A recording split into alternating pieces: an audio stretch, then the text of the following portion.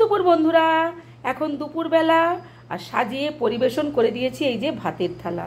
তো আজকে কি কি মেনু আছে আপনাদেরকে দেখাই। এই যে এইখানে বানিয়েছি পেঁপে সেদ্ধ, এটা কাঁচা লঙ্কা দিয়ে মেখেছি, আর এটা লিভার ফাংশন খুব ভালো রাখে, তাই না? ওই জন্য পেঁপে খেতেই হয়। আর এইখানে আছে এই যে ইলিশ মাছের তেল, বেশ অনেকটা পরিমাণ, এটা কিন্তু খুব গরম। আর এইখানে আছে আলু মাখা, এটা হচ্ছে গিয়ে শুকনো লঙ্কা, রসুন, পেঁয়াজ, পোস্ত, জিরে সব দিয়ে এটা মেখেছি। আর এইখানে আছে কাঁচা পেঁয়াজ আর শুকনো লঙ্কা ভাজা দিয়ে ডাল মাখা।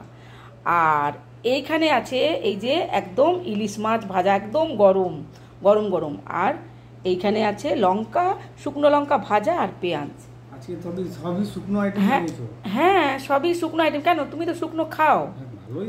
হ্যাঁ হ্যাঁ, একদম গরম, সব গরম, মানে ভাত মানে পুরো একদম মানে ধোঁয়া উঠছে। মাছ এক্ষুনি ভাজলাম, মানে সব গরম, একদম গরম।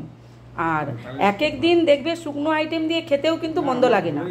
হ্যাঁ, তোমার তো ভালোই লাগে, তুমি খেতেই পারো। আর আমিও মানে আমি গরম হলে আমি শুকনো আইটেমটা মানে আমার খুব ভালো লাগে খেতে।